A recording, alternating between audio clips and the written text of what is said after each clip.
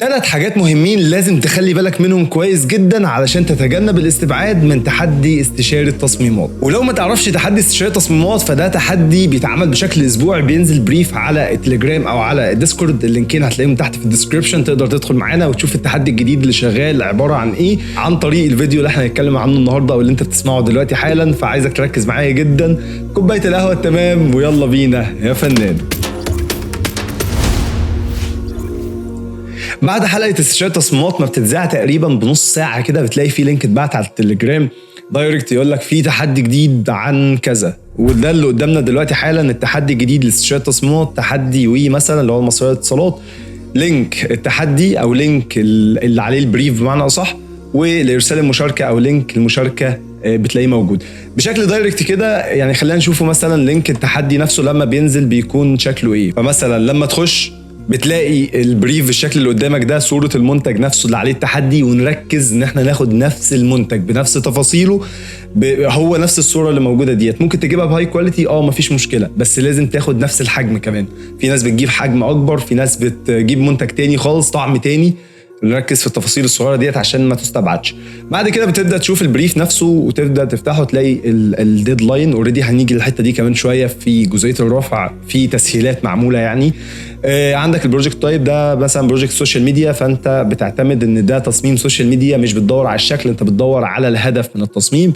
الكلاينت نيم، البرودكت نفسه نيم اسمه ايه، وتركز برضو ان انت تاخد نفس البرودكت اللي هو صورته اصلا اوريدي بتكون متضافه في التحدي.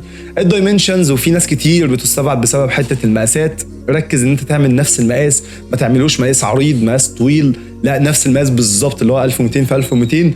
التكست فيجوال والديسكريبشن ساعات بيقول لك خد واحد من دول، او ساعات بتلاقي ان انت مطلوب منك الاثنين يتحطوا على حسب.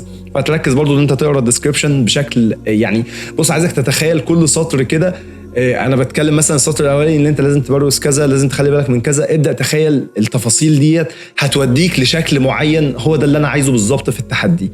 فبعد ما خلاص شفنا البريف خلاص، وهنروح بقى لمرحله ايه، مرحله التصميم. فانا مثلا خلاص دخلت على التصميم بتاعي وعملت التصميم اللي قدامنا ده، عايز اسيفه بقى خلاص. فببدا اعمل سيف باي طريقه، ايا يكن طريقه السيف اللي انت بتسيف فيها، وبروح مثلا على الفولدر اللي انا هسيف عليه.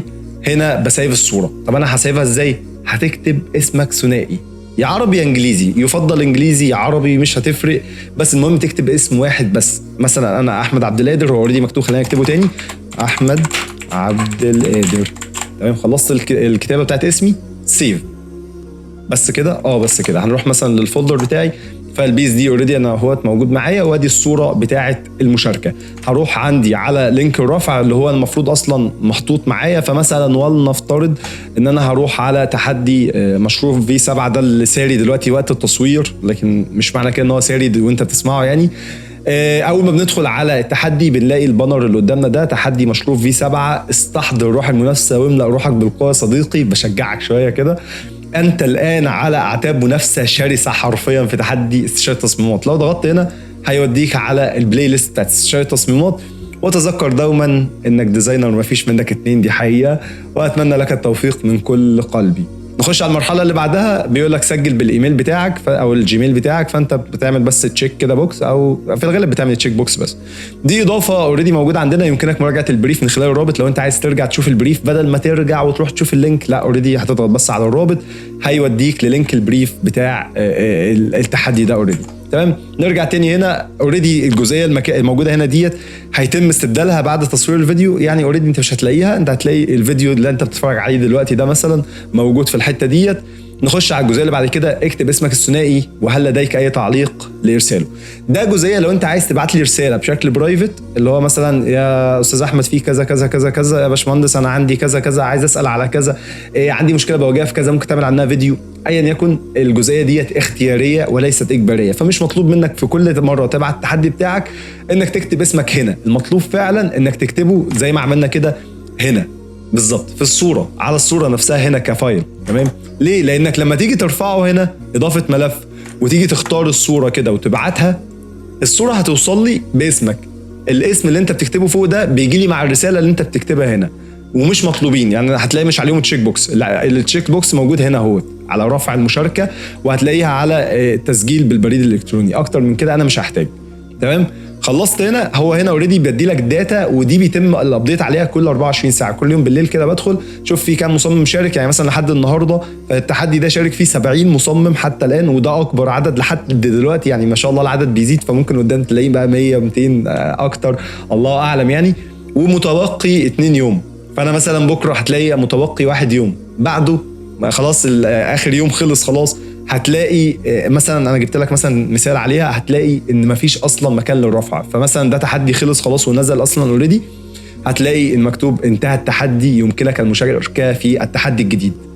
واوريدي لو ضغطت على التحدي الجديد هيودينا فين؟ هيودينا على التحدي اللي احنا كنا لسه عليه، اللي اوريدي بنصور عليه دلوقتي. طب ده لما يخلص هتلاقي نفس الرساله موجوده وهيوديك على التحدي اللي بعده. فانت لو دخلت على تحدي قديم هتلاقيه بيبعتك للتحديات الجديده. وبرده جزئيه تانية مهمه، هتلاقي مثلا ده البريف اللي خلص، عسل الامتنان ده خلص تمام، الجزئيه اللي فيها الرفع مش موجوده. مش معنى كده ان انت تروح على التحدي الجديد مثلا وتيجي رافع تحدي امتنان، انت فاهم؟ لا خلاص هو اتقفل، انت كده ما شاركتش، انت فاهم قصدي؟ فانت تابع برضو بشكل دوري كده، تبقى كام يوم على المشاركه، تفاصيل ديت عشان خاطر ما توقعش في المشكله ديت بعدين. بس كده ده بالنسبه لحته ايه الرفع. طب انا عندي تعديل، انا عايز اعدل على التصميم بتاعي اصلا، تعالى على الفوتوشوب، انا عايز اعدل على التصميم ده مثلا. انا ضفت على التصميم ده جزئيه تعديل مثلا كده وايه، وحركت ده من مكانه. تعالى نمسك اليارين، طلعنا كده مثلا وعايز اسيفه اهوت، هسيفه اوريدي اكسبورت. هسيفه بنفس الاسم يا ابو حميد؟ لا، هتكتب جنب اسمك ده بالظبط كده، انا عايزه زي ما هو بنفس الكابيتال وبنفس السمول بنفس كل حاجه، اكتب جنبه ايه معدل، بس كده خلاص. طب انا عايز اعمل اوبشن تاني مثلا، ده اوبشن تاني خالص من غير تعديل خالص اهوت. تعالى نخفي التعديل ده مثلا اهوت هنا وده هنا، انا عملت اوبشن تاني وعايز ابعته. هتيجي كاتب كده اكسبورت، جنب مثلا اسمك هنا نفس الاسم بالظبط. انا مش عايز اكتر من اسمك، ما تكتبش مثلا احمد عبد القادر تحدي كذا، انا مش عايز اي اسم خالص غير اسمك انت الثنائي. جنب اسمك الثنائي هتكتب رقم 2، طب ثالث 3، رابع 4، على عدد المشاركات اللي عايز تشاركها اكتب رقم التحدي جنب اسمك. طب انا في تحدي 2 ده عدلت عليه يا ابو حميد، اعمل ايه بقى؟ هتيجي ضايف التعديل عادي خالص، اعمل التعديل بتاعك خلاص، انا عدلت اهو. وانت بتكسبورت مش ده التصميم التاني، هتكتب جنبه احمد عبد القادر 2 معدل. فانا عرفتك ان ده التصميم التاني التعديل بتاعه، لان انا باخد اخر حاجه في المعدل. يعني خلاص ده معدل، فانا بلغي اللي قبل المعدل عشان انت مش هتقدر تمسح اللي انت اوريدي رفعته. فانا هروح بقى ساعتها بقى على الرفع، خلاص انا تمام بالنسبه لي. مثلا نفترض ان انا هنا رفعت هنا خلاص وعملت ارسال، اللي بيحصل بيجي لي المفروض رساله ان تم تسجيل مشاركتك بنجاح، وتقدر تروح على اليوتيوب او التليجرام او الديسكورد. ويمكن كمان هنضيف ان شاء الله، انا افتكرت دلوقتي ان احنا هنضيف جروب قهوه المصممين. فخلاص انا خلصت، بس انا عملت تعديل. هتروح تعمل تعديل الاجابه، هيدخلك على نفس الفورم بالظبط تمام، مفيش مشكله بالنسبه لي. وتبدا هنا تعمل اضافه ملف وتختار التعديل اللي انت اوريدي عملته. فانا مثلا عملت احمد عبد القادر معدل اهوت، هنختار هنا. طب انا عايز اضيف نسخه كمان بعد ما اخلص ده، اضافه ملف مثلا التحدي الثاني مثلا او المشاركه الثانيه في نفس التحدي اهوت، هضيفها. خلصت هتيجي عامل ايه؟ ارسال. كده انت شاركت معايا في تحدي استشارة التصميمات. انا بقى المشاركات كلها بتجيلي زي ما انت شايف بالظبط، الملف اللي انت رفعته هو بس اللي بيجي. طب اسمك اللي بيكون متسجل على الملف. فمثلا هنا التصميم مبعوث من احمد عادل وباعت رقم 3، معنى كده ان هو مشارك ب3 تصميمات لحد التصميم ده، ممكن يكون فيه 4 تمام. فانا ببقى عارف ان فيه 4 مثلا نسخ، في 4 فعلا اهوت، وفي احمد عادل معدل تمام. فهو معرفني هو مشارك ايه بالظبط. التفاصيل دي كلها مهمه جدا عشان اعرف اطلع لك التصميم المناسب للمشاركه، ويبقى فعلا عندك اتاحه ان انت ما تستبعدش. لان في ناس كتير بتستبعد، فيه بيسمي نفسه مثلا احمد ديزاين، بيتم استبعادك خلاص، ما غير مسموح بالاسم ده. احمد عبد القادر، محمد حسن، عبد الله حسين، المهم يكون الاسم ثنائي واضح، ثنائي مش اسم واحد بس. نركز في التفاصيل الدقيقه اللي زي كده. خلينا برضو ناخده مثال تاني كده موجود مثلا زي التصميم ده من بره اهوت، مكتوب تاسك مشروب محمد بنز. انا مش عايز كلمه تاسك مشروب، اكتب اسمك بس ومش عاوز اصلا اسم التاسك. انا كده كده عارف من الصوره اللي انت مصممها، من اللينك اللي انت باعت عليه التاسك ده بتاع ايه، فانا مش محتاج حاجه غير اسمك الثنائي. نركز في التفاصيل دي عشان ترتيب التصميم بتاعك يكون داخل صح، لان ساعات في ناس بتشارك باسماء مختلفه، تلاقي التاسكات دخلت في بعضها، تلاقي نفسك مستبعد اصلا من كذا طريقه بسبب مرحله الفلتره اللي بتحصل. فنركز في التفاصيل دي، اسمك ثنائي. نيجي للسؤال المهم واللي هو هل في تصميمات اصلا بتستبعد؟ ايوه يا صديقي، في تصميمات بتستبعد، واول المستبعدين هم الاشخاص اللي مش ملتزمين بالبريف. يعني واحد اصلا مثلا عمل مقاس مختلف، انا طالبه مربع عمله مستطيل، عمله بالطول، عمله بالعرض، عمله باي شكل مختلف، بيتم استبعاده فورا. الناس اللي مش مثلا عامله منتج مختلف، سواء بقى في الشكل، سواء في الحجم، سواء في التفاصيل، سواء في الطعم، سواء في اي حاجه، لازم تاخد نفس الصوره المرفوعه. زي مثلا ما شفنا من شويه التصميم بتاع احمد عادل، واخد نفس الصوره المرفقه بالبريف. في ناس تانية بتبقى رايحه لالوان مختلفه، يعني مثلا البراند بلون والمنتج بلون، فيجي رايح لك للون تالت خالص مش موجود اصلا في الايدنتي بتاعه الشركه نفسها اللي هو عامل التصميم ليها، فاللي هو انت اوريدي برضو مستبعد، انت بعدت خالص عن البريف. ويجي بعدها على طول دايركت الاشخاص اللي مش مسجلين اسمهم ثنائي، بيتم استبعادهم مش بيشاركوا. فممكن تلاقي واحد جاي يقول لك انا ما شاركتش، او التصميم ما طلعش في الحلقه، التصميم بتاعي جامد، والله التصميم جامد، بس انت ما سجلتش اسمك مش موجود، انت مش موجود بالنسبه لي في التحدي اصلا. فنركز في التفاصيل الصغيره اللي زي كده. بعد كده بقى نخش في المرحله بتاعه الفلتره، واللي بيتم فيها اختيار اقوى التصميمات المشاركه في التحدي بناء على ايه؟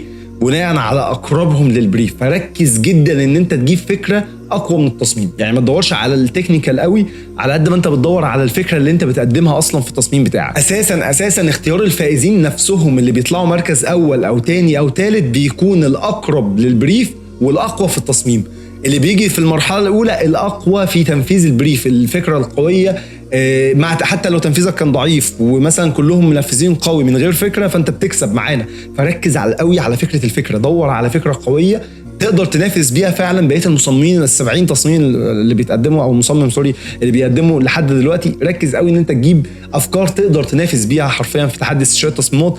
وحرفيا انتوا ناس ما شاء الله عليكم بجد مبدعين جدا، وفخور جدا بالتصورات اللي بشوفها حرفيا في تصميماتكم، سواء على المستوى البعيد ان مثلا الناس بدات تشارك في اول التحدي وبعد كده بدات يعني المستوى يتطور قوي لدرجه انها بقت بتحافظ على المراكز الاولى.